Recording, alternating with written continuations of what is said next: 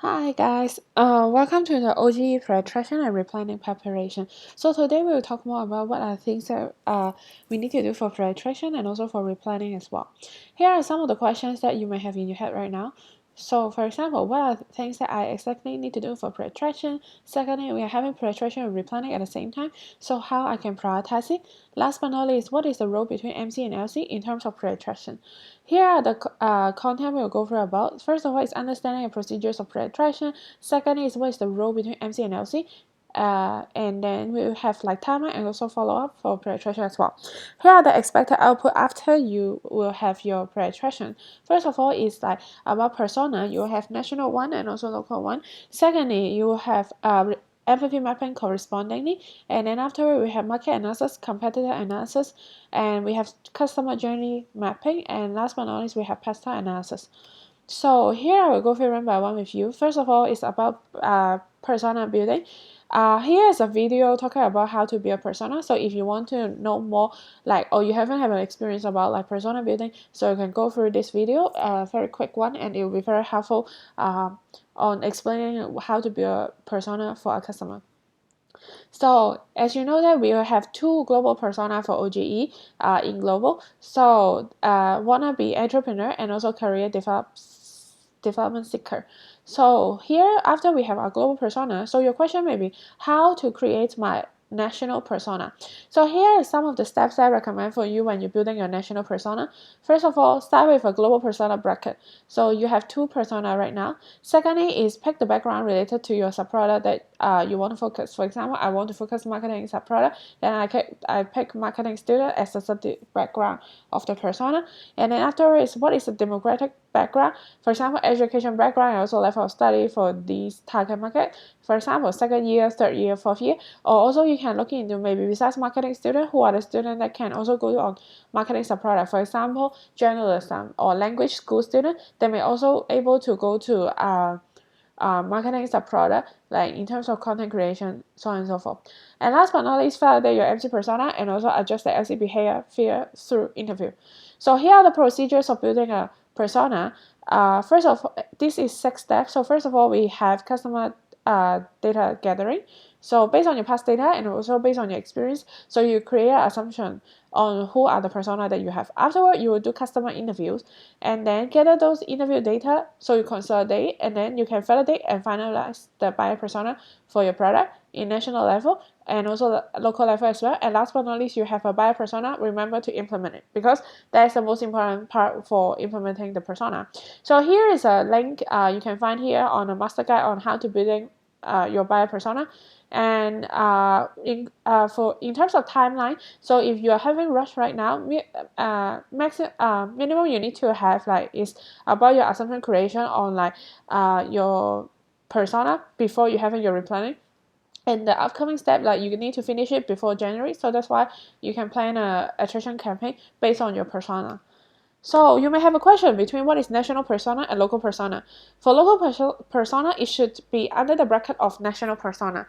So secondly, for national persona, it should not have more than 3, and because it will be hard for your marketing team to create like a campaign and strategy based on your persona if you have too many persona. And for local persona, because it builds based on your national persona as well, so it should not be more than 3.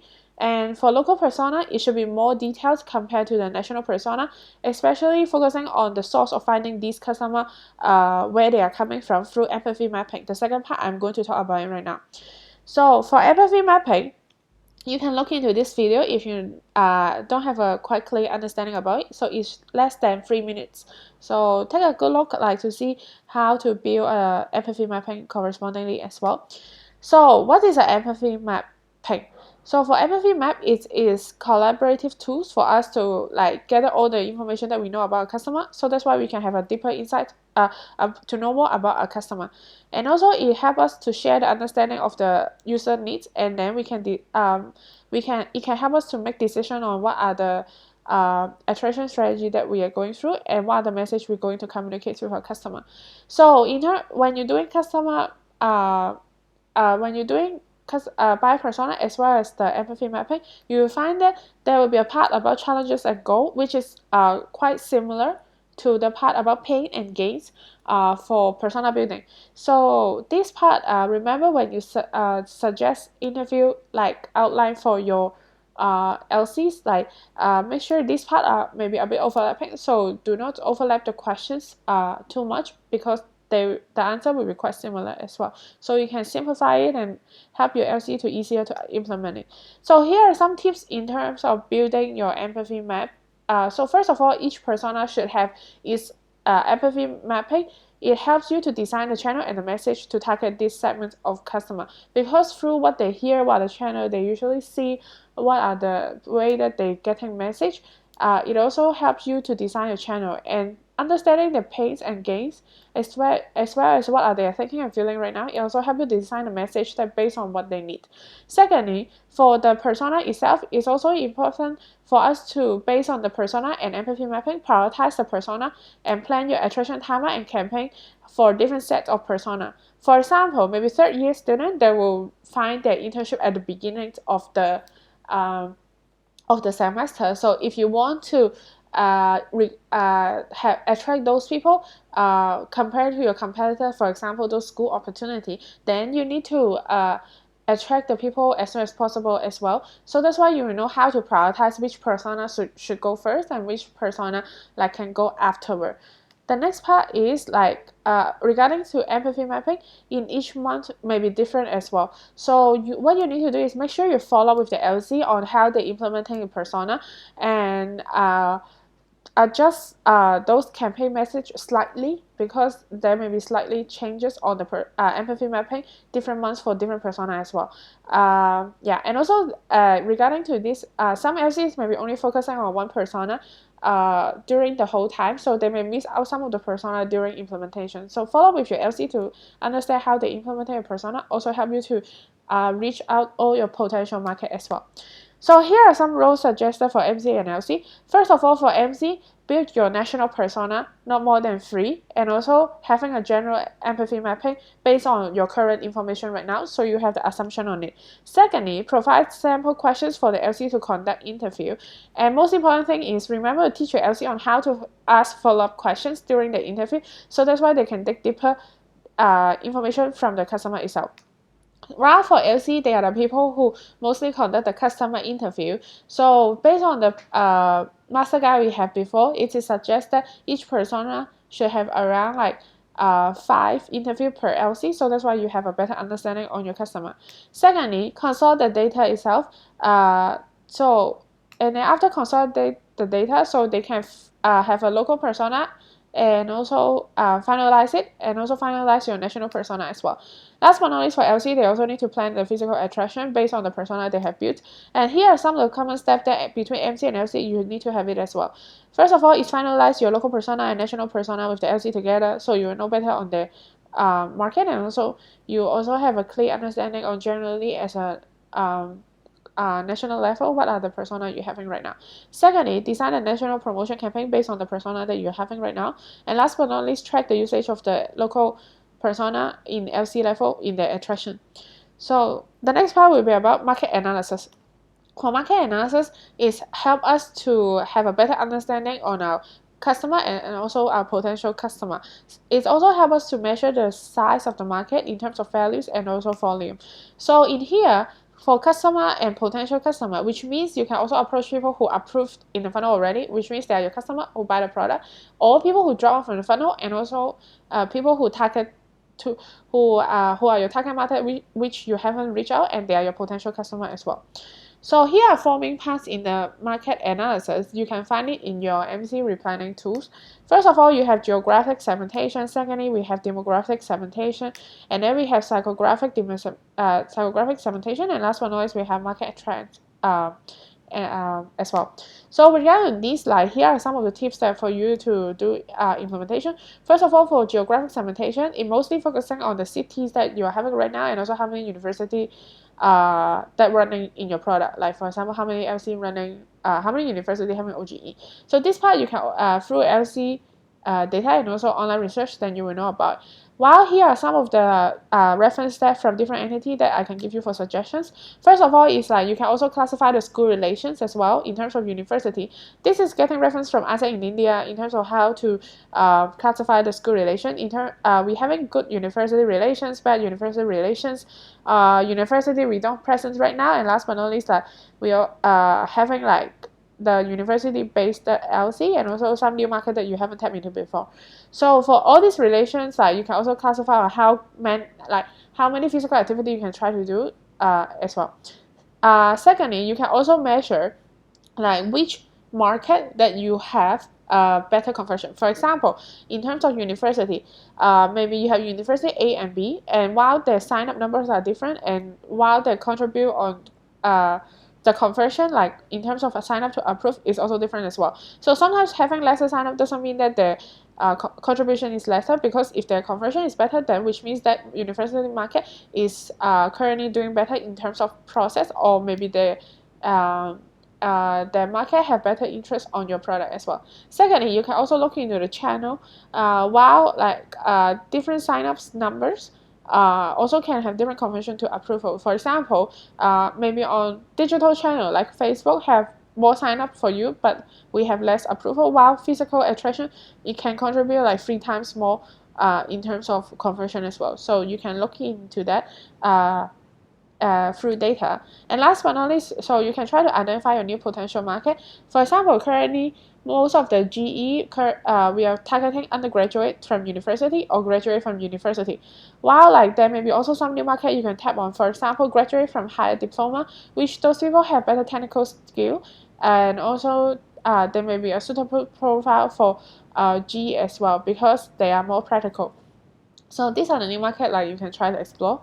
For demographic segmentation, you can also do through your online research as well, also your past data as well. So for example, currently you need to measure about the market size besides the career and the age range they have. So this is the example getting from ASEC in Vietnam, which they analysis on like the majors and also the class and years that they are having right now. So they have a total number of students like they are targeting on that majors and also that year of students. So afterward, they would define the penetration of the market. So you can look into like so total how many students in that university. So and then you can filtering the people who are your right customer. For example, in terms of matchability in timeline, also budget, and you can set your goals of sign up accordingly. Then you will know how much you're going to penetrate and how you can allocate resources for your attraction. So if you want to know more, you can also ask Kim from ASEC in Vietnam as well. The next part is about psychographic segmentation, which mostly trying to understand the values, behaviors, hobbies, and also the interests of your customer. So this part which you need to do through interview mostly. So here are some of the examples that I get from ASEC in US for like the psychographic segmentation in their persona. So you can look into that and see the reference for it. And last but not least, for market trend analysis, so we were trying to analyze on like what is the trend in the market that help you to sell the product and how it can influence you when you're selling the product itself. These are the part maybe you can do it through online research and also interview as well. Cool. So the next part coming to competitive analysis. So competitive analysis, we have 5 parts of it. So you can go through it one by one, and you can find it in your replanning tools already. So you can answer accordingly for all these questions. And in order to validate, you can also try to validate through survey and also through interviews. So this is the tools that called Portify Forces. So if you want to know more, you can also check out some videos online. They will also talk about how to do Portify Forces as well. Cool. The last part the second last part we have like is customer journey mapping.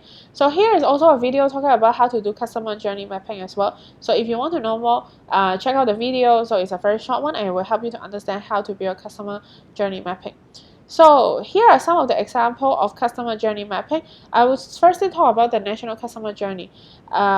First of all, what we need to do is we need to define the source of our customer. For example, whether they are coming from digital PR or events. Secondly, is define like the channel before sign up and after sign up, how you converting people. So the channel will be different as well. So afterward, you can define the MC and LC responsibility, who will be the people taking in charge of which part of the channel, and then afterwards define the information based on the customer knowledge level.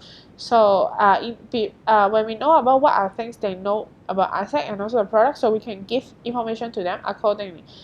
So you can look into the reference from Asset in India here. So if this is the full customer journey mapping from strangers until complete.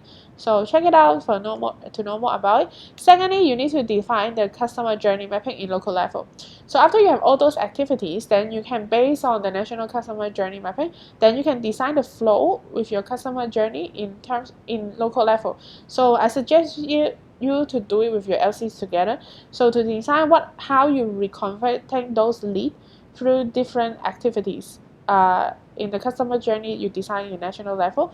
So and then you can define the content and the CTA for each part of the journey.